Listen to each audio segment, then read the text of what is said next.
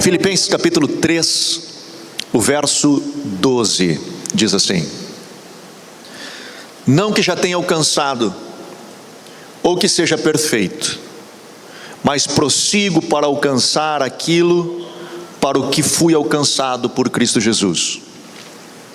Irmãos, não julgo que o haja alcançado, mas uma coisa faço, e é que, esquecendo-me das coisas que para trás ficam e avançando para as que diante de mim estão, prossigo para o alvo, pelo prêmio da soberana vocação de Deus em Cristo Jesus. Amém. Eu citei esse texto, não sei se foi semana passada ou semana retrasada, no final do louvor, enquanto a gente estava adorando, eu acabei citando esse texto, e eu fiquei meditando nele depois, e eu disse, puxa vida, eu gostaria de meditar com a igreja um pouquinho mais sobre esse texto, de nós entendermos um pouquinho demais sobre esse texto, porque eu particularmente acho que aqui tem alguns segredos da vida de Paulo, do ministério de Paulo, do sucesso do ministério de Paulo, ou da vida que Paulo viveu. Primeiro ele inicia assim: não que eu já tenha alcançado ou que seja perfeito. Eu acho que talvez essa seja uma expressão de todos nós. Acredito eu, e eu espero pelo menos, que nenhum de nós aqui esteja naquela situação onde diga assim, cara, para mim já deu, eu acho que eu já fiz tudo que tinha que fazer, eu acho que já cumpri a minha missão, eu estou esperando a morte, basicamente, né? Eu espero que não tenha ninguém com esse sentimento. E quando eu digo isso eu me preocupo, né? Porque uma das pessoas mais velhas aqui é o meu pai, então eu estou começando a preocupar, né? Mas espero que não tenha esse sentimento, né, de dizendo assim, cara, acho que deu já acabou, porque quando nós perdemos a motivação, a razão de viver, o objetivo de viver, de fato nós estamos esperando a morte. Nós temos sempre algo a construir, nós temos sempre algo a conquistar, e não estou me referindo necessariamente a bens materiais, o que pode ser, mas não me refiro só a isso, eu me refiro a sonhos, eu me refiro a metas, eu me refiro a objetivos de vida, eu me refiro a objetivos intelectuais, eu me refiro a objetivos espirituais, ministeriais, sonhos de família, coisas que ainda estão incompletas, coisas que nós ainda gostaríamos de experimentar e que ainda não experimentamos, coisas que talvez nós sonhamos quando nós tínhamos 10 anos, 11 anos, 15 anos, coisas que nós imaginávamos que seríamos quando tivéssemos 25, ou quando nós tivéssemos 30, ou quando nós tivéssemos 40, e aí quando a gente chega nos 40, como eu passei já, nós entramos naquele negócio da crise da meia-idade, e eu descobri que esse negócio existe, porque quando eu tinha 15 anos, ou 18 anos, eu me imaginava bem diferente com 40 anos, era toda uma outra realidade de vida. E aí falo realmente de conquistas, de sonhos, né? Porque com 17, 18, você imagina tudo possível, tudo é possível, nós podemos alcançar qualquer coisa, e de fato, a Bíblia diz que sim, tudo é possível aquele que crê. Mas com o passar do tempo, por escolhas que nós fizemos, por decisões que nós tomamos, às vezes os nossos caminhos não nos conduziram àquele lugar aonde nós gostaríamos de chegar, e acabamos aterrissando em um aeroporto diferente, acabamos atracando em um outro porto, e de repente o nosso barco às vezes fica lá, e fica lá por muito tempo, e quando nós olhamos ao redor, nós temos aquele sentimento de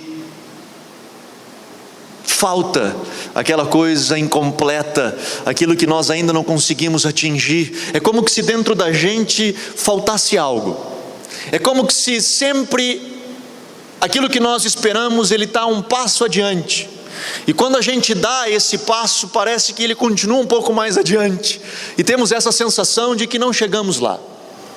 Alguns de nós somos muito gratos por aquilo que já temos, e isso é muito bom, quando conseguimos ser gratos por aquilo que temos, mas o fato é que aqui dentro nós ainda temos esse sentimento, falta algumas coisas. Não, isso não é ruim, Paulo tinha esse sentimento, ele diz, eu não julgo que eu tenha alcançado, eu não julgo que eu já tenha atingido o objetivo máximo da minha vida, eu ainda não cumpri tudo aquilo que um dia foi proposto para mim, ainda não o cumpri. No final da sua vida, quando ele escreve a Timóteo, ele então diz, combati o bom combate, completei a carreira e guardei a fé. Chegou o momento da vida dele onde ele disse: atingi o meu objetivo.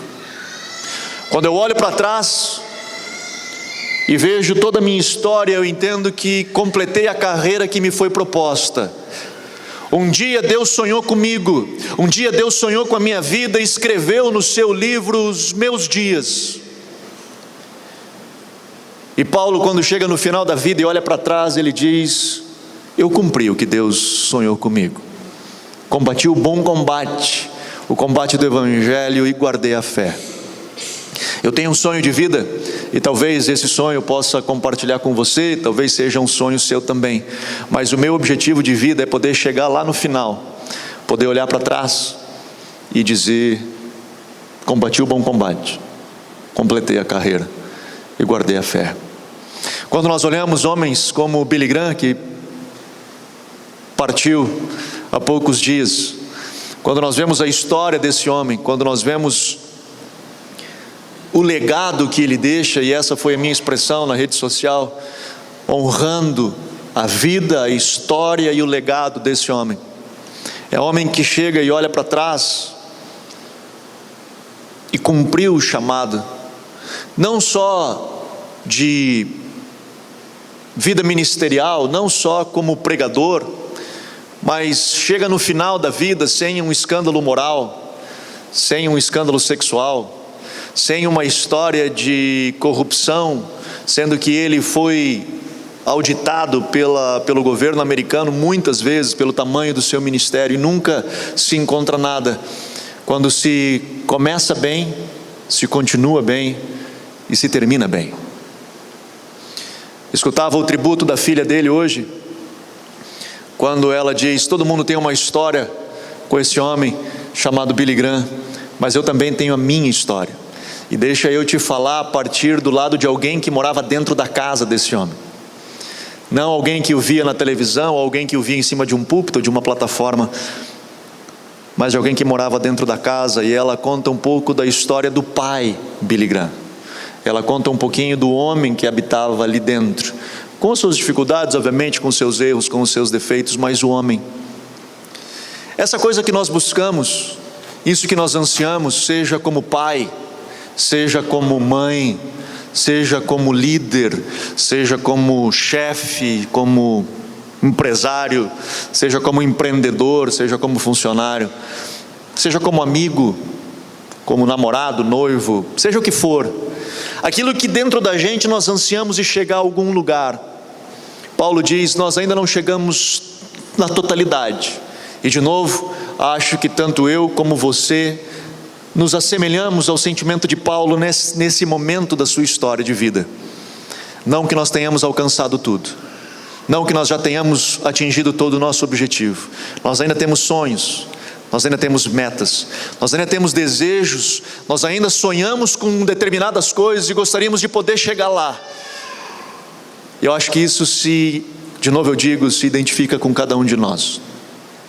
E aí Paulo, ele nos dá uma história, ou uma rota, um caminho, um segredo sensacional. E ele diz: não que eu já tenha alcançado, mas irmãos, eu não julgo ter alcançado, mas uma coisa eu faço. E eu gosto de pegar essa uma coisa de Paulo e separá-la em duas. Ele diz assim: uma coisa eu faço, esquecendo-me das coisas que para trás ficam, prossigo para o alvo. Ele faz de duas coisas, uma de esquecer o que para trás fica e a outra de caminhar na direção, como se fosse um movimento de uma dança, aonde eu não consigo separar, ainda que sejam duas ações de uma mesma coreografia, ainda que sejam dois movimentos de uma mesma dança, mas estão conectados, estão sincronizados. Ele diz: primeiro, eu esqueço do que para trás fica, e segundo, eu prossigo para o alvo. Esse segredo, essa dica de Paulo, ela é preciosa demais para mim e para você que ainda não alcançamos aquilo que nós desejamos alcançar. Ela é preciosa demais para nós que ainda sonhamos com coisas. Por quê? Porque muitos de nós ficam presos a momentos que experimentamos no passado, sejam eles bons ou ruins. Normalmente nós temos uma tendência a tentar esquecer as coisas ruins da vida da gente, tentar apagar isso. Eu acho que é bom. Eu não estou dizendo que, e aqui Paulo não tem a ideia de dizer, cara, não dá bola mais para o que aconteceu no passado, não esquece aquilo, não fica mais vivendo esse negócio como se aquilo fosse qualquer coisa. Eu acho que não, nós seríamos burros demais se nós não aprendêssemos com os nossos erros. Eu acho que nós precisamos aprender com os nossos erros, olhar para trás e quando vê algo que não aconteceu bem, tentar extrair dali o que eu posso aprender com isso, o que isso pode me ensinar. Um dia eu escutei de um governador, estávamos numa reunião, e eu estava casualmente junto, e o governador olhando num grupo de jovens, na época eu era mais jovem, e falando a jovens empresários, ele disse: jovens, não tenham medo de errar, mas não cometam o erro de não tentar. E eu nunca mais me esqueci dessa frase. Jovens, não tenham medo de errar, porque nós vamos errar, as pessoas vão errar, nós vamos tomar determinados caminhos e os caminhos não vão ser bons, nós vamos fazer determinadas escolhas, as escolhas não vão ser boas, mas ele diz, mas não cometam o erro de não tentar. O medo de errar não pode te paralisar, o medo de entrar por um caminho errado não pode fazer com que você não ande, que você não caminhe. Muitas das vezes, e eu conheço muitas pessoas, que a vida delas, elas estão ancoradas numa história ruim do passado, de uma experiência ruim que aconteceu com elas no passado, de algo que foi ruim lá atrás, e hoje ela está 2 anos, 5 anos, 10 anos ou 20 anos dessa história, e ainda existe uma âncora lá naquele ano, que aprende, e ela quer andar. Ela olha, entende que é 2018, ela entende que precisa ser diferente, mas ela está ancorada a uma experiência do passado, uma experiência ruim na vida dela, algo que aconteceu que a traumatizou, e ela não consegue ir para frente. Tudo que ela faz hoje, ela tem como pano de fundo a experiência ruim de 15 anos atrás. As decisões que ela vai tomar hoje, ela paralisa pela história que ela viveu lá atrás. Algumas delas buscando achar culpados, buscando apontar e dizer, aquilo aconteceu por causa dele, aquilo aconteceu por causa dela, aquilo aconteceu porque ele tomou aquela decisão, se ele não tivesse tomado aquela decisão, talvez eu não estaria assim. E existe o caso pior, é quando o culpado somos nós, e temos dificuldade de aceitar o nosso erro, de ter tomado aquela decisão, e ficamos presos àquela história, e nos culpando por ter tomado aquela decisão. Por que eu fiz aquela decisão? Por que eu tomei aquela decisão? Por que eu me permiti ser levado dessa forma para chegar onde chegou? Quão tonto fui eu de me permitir ser conduzido, manipulado a esse lugar? Ou quão ingênuo fui eu de que não me dar conta de tudo aquilo que estava acontecendo ao meu redor. E hoje se passaram 5, 10, 15, 20 anos, e ele continua chorando a dor do erro, ele continua chorando a dor da escolha que ele fez lá atrás. Paulo diz, cara, eu preciso esquecer das coisas que para trás ficam, aprendo com os meus erros, olho e identifico aonde errei e extraio dali o melhor para mim, mas eu não posso ficar ancorado. O meu barco precisa partir para outro porto, o meu avião precisa decolar a novos ares, eu preciso poder experimentar outras coisas. Eu não posso ficar preso às experiências passadas, eu não posso a todo momento ficar dizendo mais aquilo e mais aquilo, e às vezes as pessoas que estão ao redor da gente não aguentam mais ouvir a gente falar desse negócio. Deu, vira a página, já acabou, faz 15 anos esse negócio, vira essa página, segue a vida. Eu entendo que às vezes as experiências elas são difíceis, e eu entendo que às vezes elas foram realmente traumáticas. E com isso, quando eu digo parece ser simples, e não quero ser simplista, quando eu digo precisamos virar a página, como se isso fosse algo muito simples, eu entendo que para algumas pessoas foi uma experiência difícil. O que eu estou querendo motivar você é que você encare essa situação para que vire a página. O grande problema na sua vida hoje é que você fica remoendo a dor sem ir lá dentro e buscar o remédio para curá-la. A grande dificuldade é isso, e a razão pela qual eu estou trazendo é que sim, aconteceu, não tem o que fazer, já foi. Nós não podemos mudar a nossa história, nós não podemos mudar o nosso passado, nós não podemos trocar aquela situação, ela já foi, mas eu preciso saber fazer as pazes com esse momento. Eu preciso arrancar essa âncora, eu preciso lidar com tudo aquilo que aconteceu e poder entender que a vida continua. Para isso, nós temos o Senhor. Para isso nós conhecemos a Jesus, para isso nós temos experiências com Ele, para isso nós clamamos a Ele e pedimos: Senhor, nos ajuda, Senhor, sê conosco, ministra-nos, Pai, fala conosco, Senhor, nós precisamos de Ti, me ajuda, Senhor, eu estou preso, eu estou ancorado a esse momento, me ajuda. E a ferramenta preciosa para isso tudo chama-se perdão. Quando nós olhamos para as pessoas que nos feriram, é como um escrito de dívida, uma nota promissória, que nós ficamos agarrando ela, e ficamos segurando ela e jogando na cara das pessoas, e se nós não temos mais a oportunidade de jogar na cara, nós ficamos olhando para ela o tempo inteiro, dizendo: esse camarada me deve, esse camarada errou comigo, esse camarada fez isso, fez aquilo comigo, e eu estou mal por causa disso. Um dia, entra no meu escritório um casal. A história deles era a seguinte: ele pegou ela traindo ele com o melhor amigo dele. Ele entra no apartamento, ele abre a porta, arromba a porta e pega ela no flagra. Ele então tira ela de lá, traz ela para dentro de casa e começa a torturá-la. Ele colocava os fios na tomada e dava choque nela. Ele batia nela.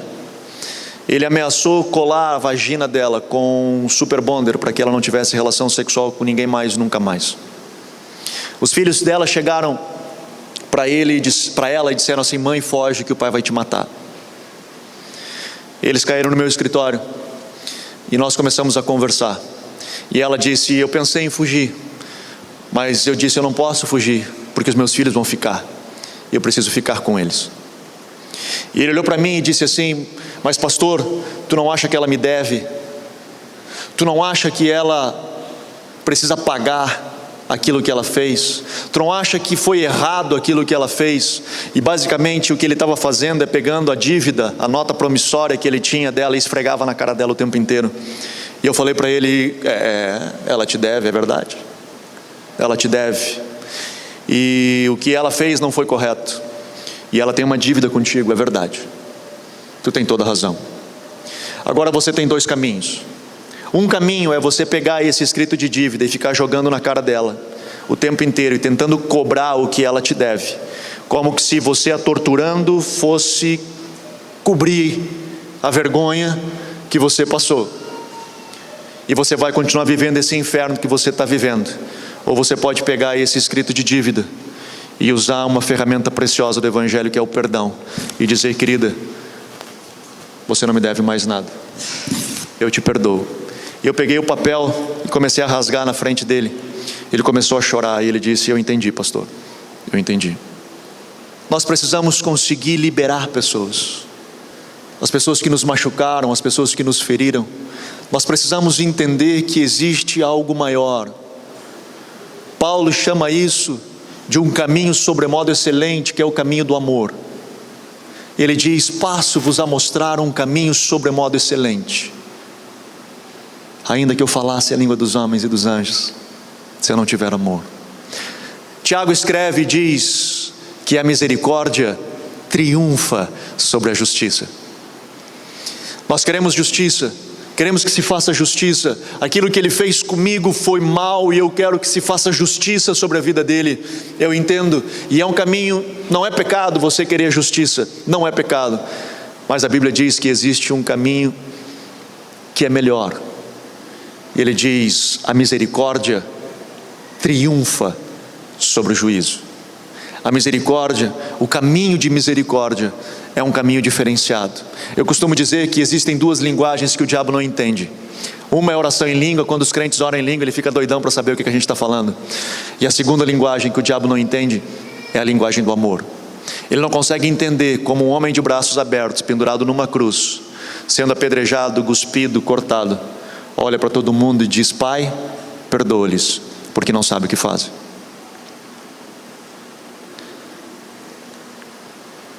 E nós, cristãos, precisaríamos ser expert em pelo menos duas coisas: amar o próximo e perdoar, porque foram as duas coisas que o nosso mestre fez de melhor. E nisso nós precisaríamos ser muito bons. Por isso, se você hoje ainda está preso, ancorado a uma experiência ruim lá atrás, você precisa romper com esse grilhão. Você precisa quebrar essa corrente que te prende há 15, 20, 5, 10, sei lá, anos atrás, que não lhe permite mais ir para frente. Paulo diz: esquecendo-me das coisas que para trás ficam, sejam elas ruins ou sejam elas boas. Porque também tem pessoas que ficam presas no passado pelas coisas boas que viveram. E chega a ser louco isso. Porque teoricamente as coisas boas são boas, mas você já ouviu falar que o bom é o inimigo do melhor. Aquilo que destrói o melhor não é o pior. O que destrói o melhor é o bom. É quando nós olhamos para trás e vemos: cara, aquilo foi bom, e como foi bom lá aquele tempo, como foi bom aquele momento, como foi bom aquela história, como foi bom um dia em 1968, eu tive uma experiência preciosa com o Espírito Santo, foi uma coisa doida, o Senhor me encheu, e nós passamos 40 anos depois lembrando daquela experiência. Aquela experiência tem roubado você hoje de ter novas experiências com Deus. Aquele grande negócio que um dia você fechou lá atrás e que você fica lembrando, está impedindo você de poder fechar melhores negócios hoje, porque você continua olhando lá para trás. Paulo diz: esquecendo-me das coisas que para trás ficam, não ignorando-as, não desprezando-as, aprendendo com elas, olhando e entendendo o que eu posso extrair de melhor, mas não me fico ancorado nelas, eu não fico estagnado nelas. O ano de 99 foi um ano excelente, aquele ano foi muito bom, nós tivemos isso, aquilo, aquele outro, e nós ficamos presos a uma história boa do passado. Que bom, querido, que você teve aquela experiência, eu fico feliz por você. Que bom que você atingiu determinado momento na sua história. Que bom, que bom. E muitas vezes ficamos: como eu gostaria de poder viver aquilo novamente. Meu irmão, você não precisa viver aquilo novamente, você pode viver algo melhor do que aquilo novamente. Você não precisa repetir aquela experiência, você pode ir além daquilo que um dia você já viveu. Paulo diz: esquecendo-me das coisas que para trás ficam, prossigo para o alvo. Ele fala de duas coisas. Ele diz que é um movimento.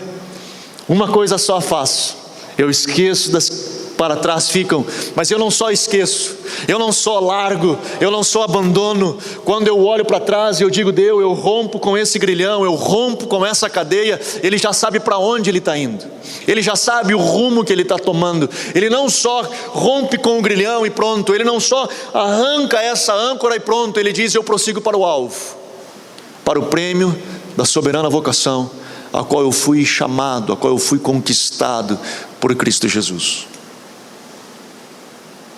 Deus tem uma história para você. Deus tem um sonho para cada um de você. Seja você membro de alguma igreja evangélica ou não, seja você entrando numa igreja evangélica hoje pela primeira vez, não quero lhe emocionar, quero dizer que de fato Deus um dia sonhou com você, de que você é um tesouro precioso de Deus. É um filho, uma filha preciosa do Pai, que Ele sonha com você e tem planos para a sua vida, assim como nós que somos pais temos planos e sonhamos com os nossos filhos e desejamos o melhor para eles. Hoje ainda conversávamos no carro sobre casamento, e aí eles perguntaram: pai, se eu casasse assim, vocês ficariam felizes? Como é que se eu casasse assado, como é que seria? porque eles sabem que a gente tem expectativa, eles sabem que a gente busca para eles o melhor, que anseia para eles o melhor. Assim papai sonha contigo, assim papai tem o desejo sobre a sua vida. E eu não me refiro só a ministério, eu não me refiro só a dizendo que bom, o sonho de Deus é para que você trabalhe na igreja. Eu não estou falando disso, eu não estou falando disso. Eu não estou falando de que, cara, Deus um dia sonhou contigo, é o quê? Eu vou ser alguma coisa na igreja. Não, não, não. Deus, Ele tem um plano para ti, que Ele cruza pelo Evangelho, e não tem como não cruzar pelo Evangelho, não tem como não cruzar pelas verdades da palavra, não tem como não cruzar pelos princípios do reino, e não tem como não cruzar pelo plano de Deus de implantação do seu domínio nessa terra. Não tem como não cruzar, não tem como. Não tem como eu dizer assim, cara, aquilo que Deus sonhou para mim não tem nada a ver com o reino de Deus, aquilo que Deus sonhou para mim está para um outro rumo. Não tem como. Porque o dia que Deus sonhou contigo, Ele te sonhou para dentro do seu reino, Ele lhe encaixa como uma peça fundamental de implantação do reino de Deus. Afinal, Ele diz que o reino de Deus habita dentro de você. Você é instrumento de implantação do reino. O que eu quero dizer é que não necessariamente isso tem que ser feito via igreja. Ele pode ser feito lá fora, no mercado de trabalho, pode ser feito no meio de empresários, pode ser feito no meio da área da saúde, isso pode ser feito nas artes, isso pode ser feito em tantos lugares. Mas sim passa num comprometimento seu com o reino de Deus. Por isso que Paulo, ele segue e diz: eu prossigo para o alvo, para o prêmio da soberana vocação de Deus em Cristo. A minha vocação, o meu chamado, seja ele no mercado de trabalho, seja ele aonde for, ele vai cruzar pela minha experiência de Deus com Cristo, ele vai cruzar pela minha fé em Cristo, ele vai cruzar para eu me alinhar com o sonho de Deus de implantação do seu reino. Ele vai passar por isso. Para onde você está olhando? Qual é o seu alvo? Qual é o prêmio da soberana vocação de Deus em Cristo para você? O que Deus tem sonhado contigo? Talvez para alguns de vocês você diga assim, cara, eu acho que Deus já sonhou bastante comigo, mas eu acho que Ele não sonha mais muito não. Eu acho que Ele até já sonhou mais. Talvez hoje Ele esteja tendo alguns pesadelos.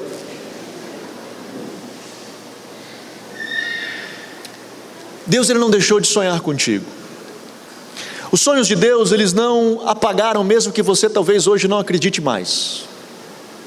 Talvez você não acredite mais naquilo que um dia Deus disse para você, mas eu tenho uma boa nova para lhe dar. Deus continua acreditando naquilo que um dia Ele disse que seria possível. Talvez hoje possa acontecer um pouquinho diferente daquilo que você imaginava 10 anos atrás. Talvez hoje isso possa ser um pouquinho diferente daquilo que você entendia ou que lia, pelas entrelinhas daquilo que Deus poderia fazer com você alguns anos atrás. Talvez possa ser diferente hoje.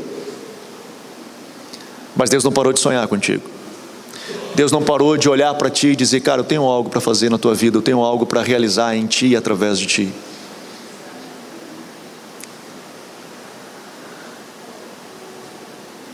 Deus, Ele continua olhando, assim como Sansão,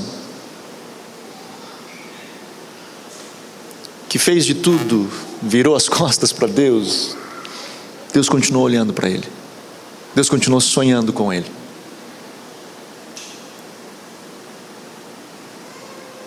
E ele acabou cumprindo aquilo que um dia Deus disse que ele faria, de uma forma totalmente diferente daquilo que talvez um dia Deus sonhou, mas ele cumpriu.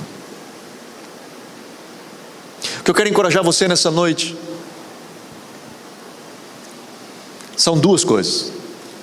A primeira delas é que possamos fazer isso, obviamente, como Paulo diz, em um movimento só, ou melhor, em dois movimentos, mas como se fosse uma coreografia só de uma mesma dança, onde você esquece das coisas que para trás ficam e prossegue para o alvo, onde você alinha a sua vida, onde você concentra a sua vida naquilo que Deus tem para a sua vida. Seja as coisas ruins, sejam as coisas boas, Sejam pessoas que te feriram, que te machucaram, ou sejam momentos felizes que você olha para trás e diz: cara, como foi bom aquele tempo. Cara, aquilo nós espetamos foi top demais. Hoje nós não vemos mais isso. Hoje nós não experimentamos mais isso. Não se faz mais isso como antigamente, né? E a gente começa nostálgico. E não é mais, e aquilo não é mais, como era bom. Mano, pode ser muito melhor. Pode ser muito melhor. Esquecendo-me das coisas que para trás ficam, eu prossigo para o alvo, para o prêmio da soberana vocação, a qual eu fui chamado em Cristo Jesus. Amém? Vamos ficar de pé.